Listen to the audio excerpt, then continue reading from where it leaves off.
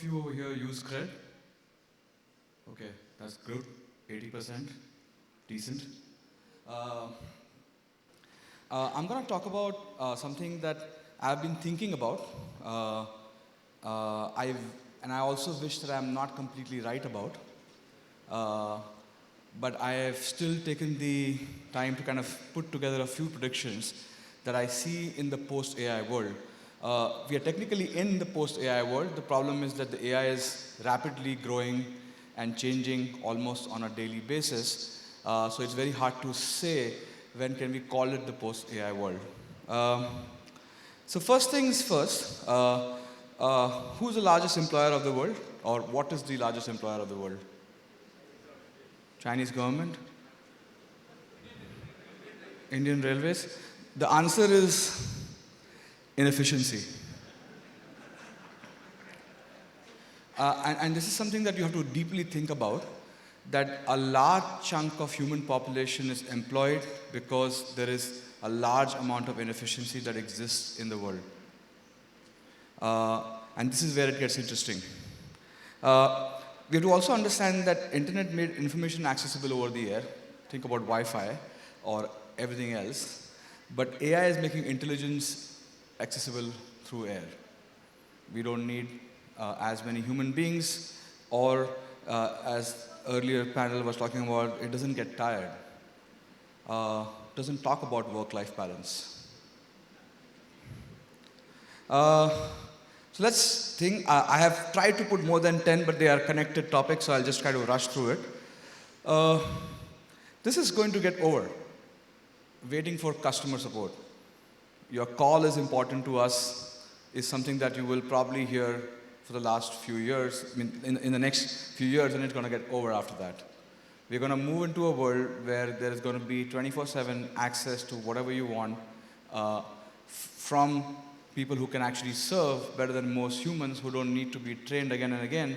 One interesting thing, I used to run a BPO before. The problem of call centers and support centers, there is almost a 50% attrition rate every year.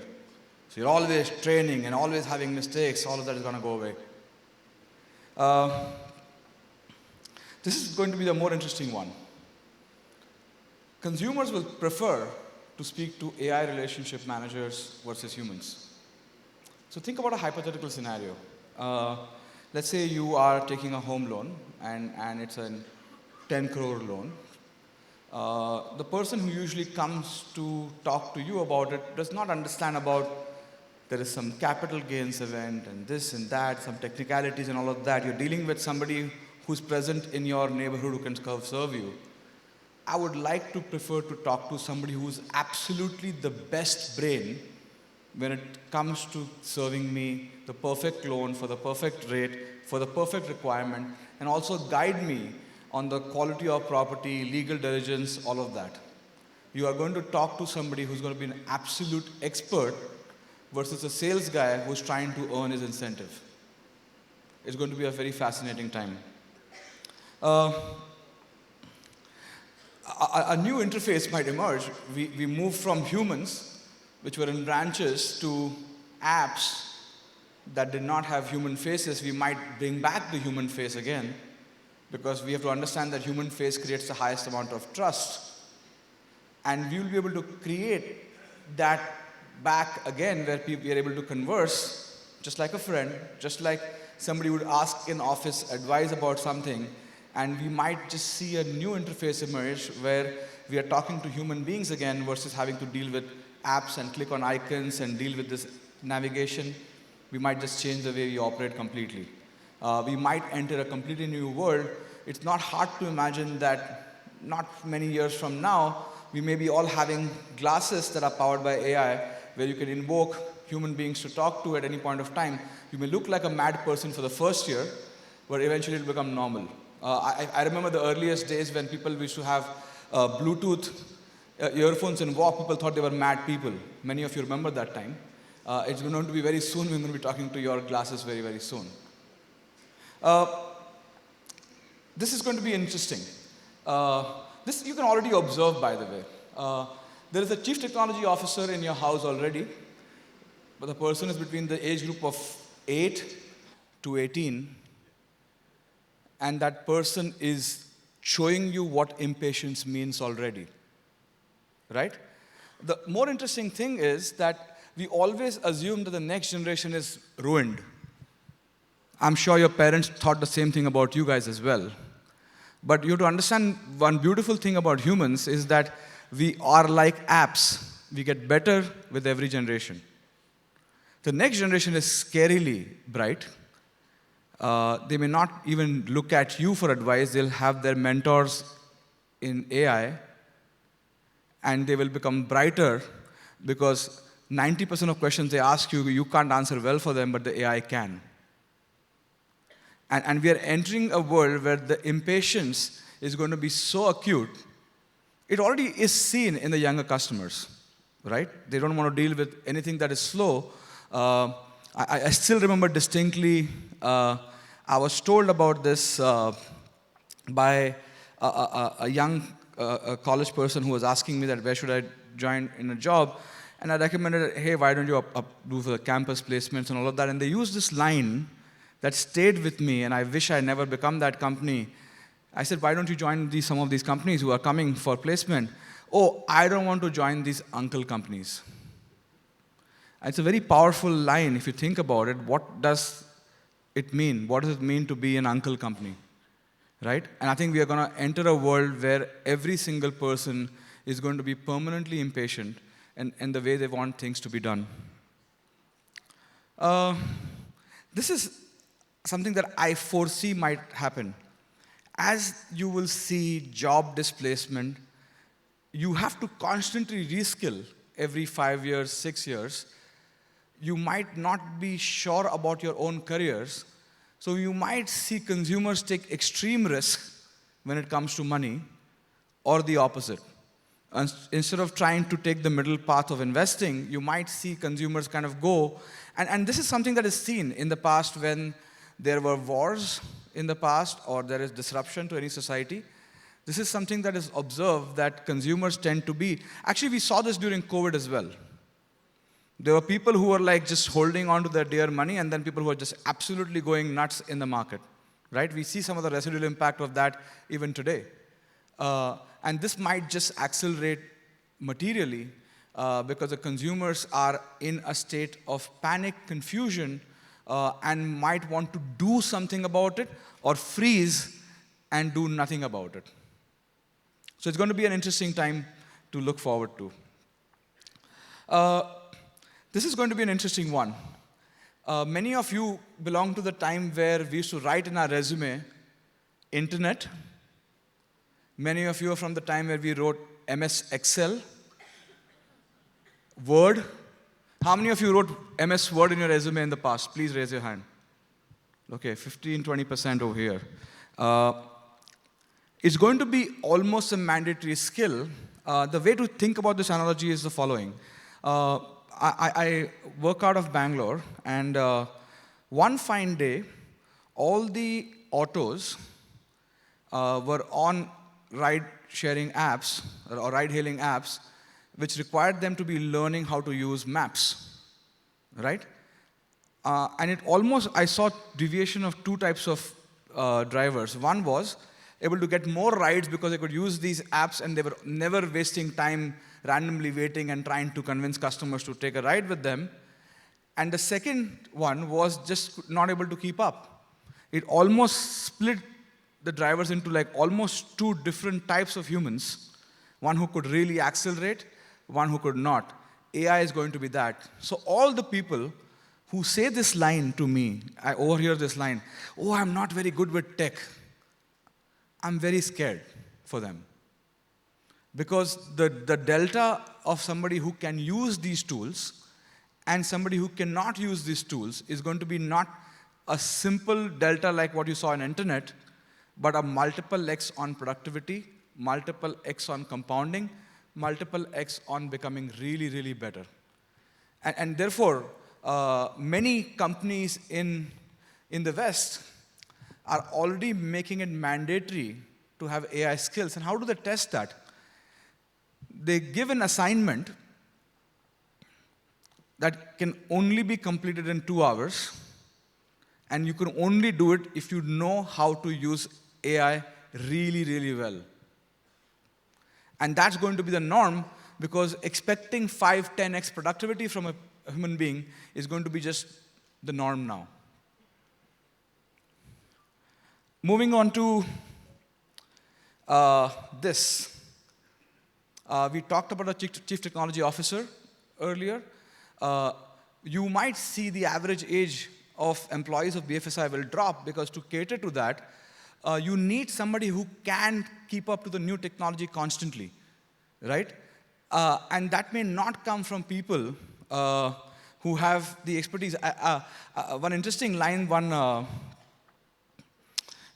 like a very big figure in the financial services industry had told me that, Kunal, the average IQ of the technology teams, and unfortunately the BFSI world, is directly correlated to the sales incentive of the vendors who are serving them. And it was a very scary line, but the only way to counter that is to bring native people who understand technology, not through presentations over here, but actual application. And that is what I foresee, that the average age will drop because of that. Everyone will have a personal CFO. It's not something that's going to be. Earlier, somebody mentioned about how they speak to AI before making a decision on which insurance to buy. You talked about it, sir. And it's going to be about everything. One request I have for you, if you get the permission to look at how the 20-year-olds use GPT, just ask them to give you a preview of the searches they make. They might be very sensitive about it, but if you can convince them, you will see that they are almost using it for everything. How many of you use GPT almost on a daily basis? Okay. How many of you use it more than 20, 30 times a day? Okay, maybe 2, 3% over here. You will start seeing that big delta emerge when people will start getting addicted to just asking and checking and verifying about almost everything. And the standard process of how people search, bot, make their consideration, make their choices will dramatically change. And this is the time that is already here. Another thing that I'm seeing as a pattern is AI companies are already selling their AI agents like human beings. They're asking you to say, you can take these people at 1/10 the cost and get 5x the output. I'm already seeing that in analysts, call centers, many, many functions where you are able to hire AI employees at fraction of cost. This is already happening, and please understand that this technology is not growing linearly, it is growing exponentially, which means in a few weeks, everything that you thought was done is irrelevant already. When I speak to AI founders, they are themselves unable to keep up. Forget about people like us who are trying to grapple with what AI can do. And a lot of us kind of build an impression of what AI is, but using this ChatGPT app. That's not what AI is. It is much more than what it can be. And that is something that is scary, but exciting at the same time, because if you really make that choice, that you're going to accelerate in that direction, this is your time. This is one of those moments that is once in a lifetime that you can really accelerate with. This is going to be an interesting one. Most tech companies are valued and reviewed constantly on revenue per employee. The truth is that unless you move almost every company to behave like this, you don't really know if you're using AI. Sir earlier mentioned about having a KPI that says, are you using AI or not? I don't think that is a good metric, personally, because unless you can prove this metric is constantly moving up compared to every other competitor that you have, I don't think you can claim that you're using AI. Interestingly, I was studying this morning what is the revenue per employee in the top 5, 6 banks. Surprisingly, it was exactly the same. And I think in 2, 3, 5 years from now, there'll be a breakout of species where some BFSI companies will be significantly higher revenue per employee than others, and that will come on back of using a lot of the AI technology that exists. Uh, we'll kind of just double click on this point a little bit. At CRED, the first investor slide that we send in a monthly update to our board members and investors is revenue per employee. And this is to keep us honest that are we building a tech company or just a BFSI company? I think the lines and between what is BFSI, what is tech, what is commerce, it's already blurring. Every single company is a tech company and have to measure itself like a tech company. Loan tenures will shrink. How do you give somebody a 20-year loan when you don't know if they will have that job? And this is something that's going to be kind of becoming an interesting phenomena that will reshape the industry of how, let's say, lending works and materially change the way organizations that do lending kind of look at risk in general. This is an interesting one to think about. Imagine, let's leave this slide for a bit, but imagine what if an AI bot of the CEO of the company could interview every single applicant to your company? What if that particular bot could also screen every candidate that applies for the company, and the interview could go on for 8 hours? Then the whole idea of degree, credentialing, might be irrelevant. You might also realize that why get people interviewed by junior people when the CEO can interview? Similarly, imagine for every person who's applying for the loan is actually being interviewed by the CRO. And they are reviewing it not through policies, but on case-to-case basis. And imagine for every case that bot is not able to solve, the CRO steps in themselves, joins the call, and makes the CRO smarter, the bot smarter. This is not something that is a remote possibility. It might happen sooner than you can imagine. Already companies who are already building the interview bots, and by the way, imagine the power of the AI bot. It can detect from your facial expression if you're lying. It can detect if you are winging an answer or you really know what you're talking about. These are possibilities that are here already and might just change the shape of how things are done or people are picked. Safer cohorts to lend may become riskier cohorts to lend. Many jobs that are considered to be safe, which are coming on deep expertise of learning for many, many years, might just become very risky. To become a radiologist requires probably decades of work. But I imagine that in 5 years from now, an X-ray machine might just become like a Xerox machine. You go there, it takes a scan, it gives you a report with a radiology grid review of what's going on, and just might change this scheme of things. And it seems scary. You'll say, who will allow that? What is the thing? But look at a country like India. The number of radiologists that pass out in India cannot keep up to the population that we have.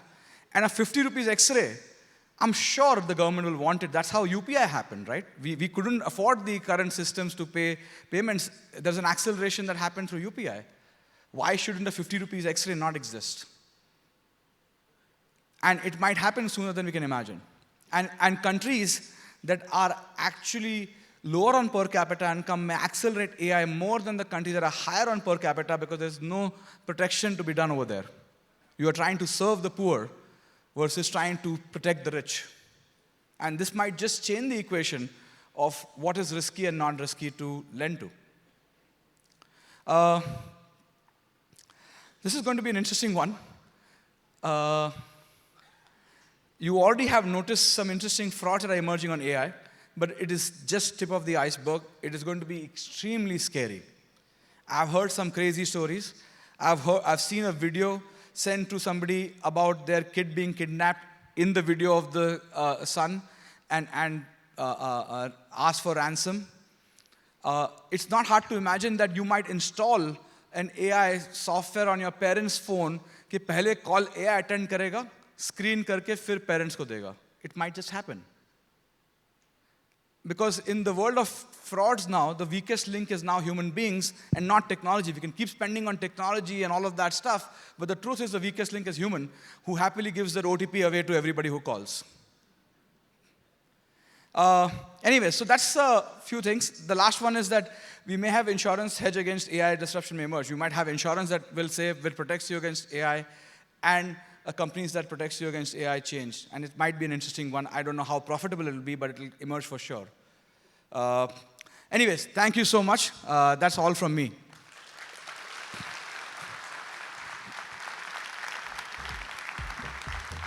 Thank you so much, Mr. Shah, for your powerful insights on AI's transformative potential. I request you to please remain on stage while I invite Ms. Sonia Krishnan-Kutty, Chief Executive, Rural Business Finance, Customer Service and Business Operations, to felicitate you with your memento.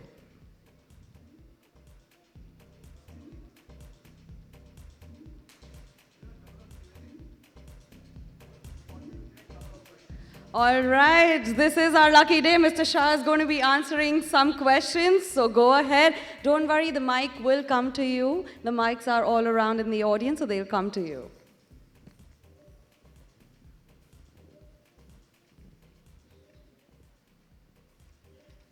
I'm taking a couple of questions, so if anybody has anything, just raise your hand. One over there, please, at the back. Hi, thank you for a very insightful talk. What are your views on the ethics and bias, that's always associated with AI? Yeah.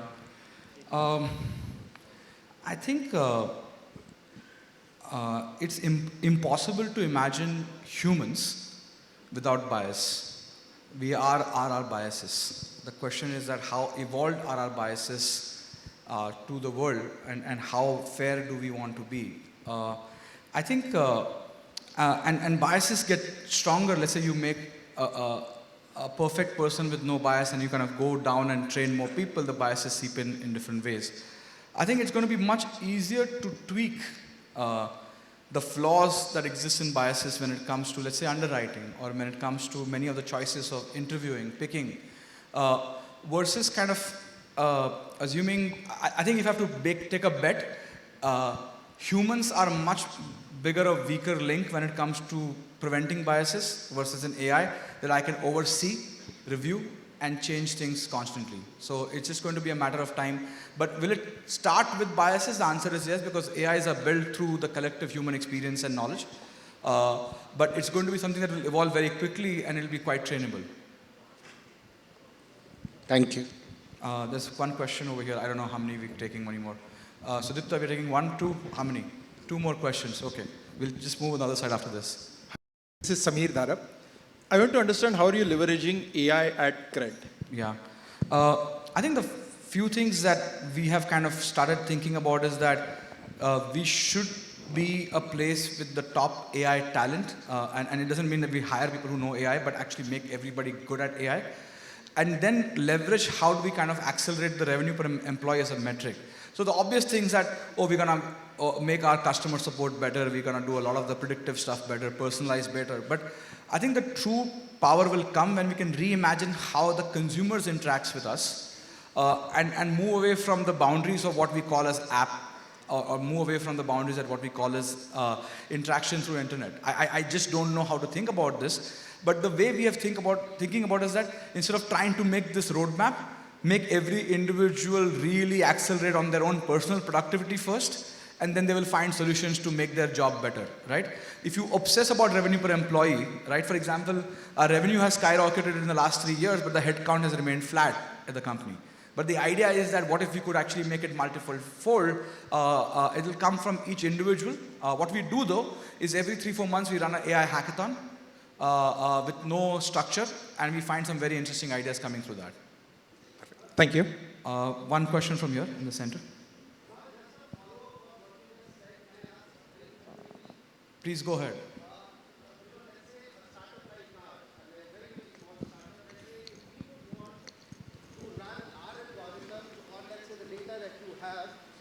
Do you have a structure wherein, in a secured environment, you allow startups to do some stuff for you? Nothing right now, but sounds like an interesting idea that we should think about. Fair enough. Something over here.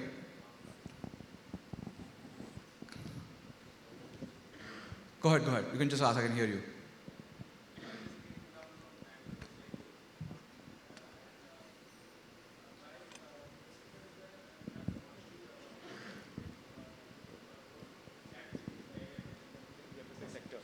So, my specific question is that to the aspect of decision making, how good do you think AI compare with humans when it comes to decisions? For example, you may, I'm a banker basically, so you may talk about it from the lending perspective as well. Yeah. On an average basis, it will be better than humans. On specific basis, it may not be better than humans. So I think that's something the exception management is going to be done through the humans. But every human exception management will train the AI, and that will be remembered forever by AI. Right. So look at the human curse. We become smarter, and then we have kids who are reset, and you have to train them for 25 years, 30 years to become employable. Right. Thankfully, with AI, you can keep making them better. It's a very scary thought, but that's exactly what the human state versus an AI state is. And the decisions become relatable, right? Like it is relative always. Like one decision might not be the correct. I understand, but I'm saying that over a period of time you're going to be able to train and tweak.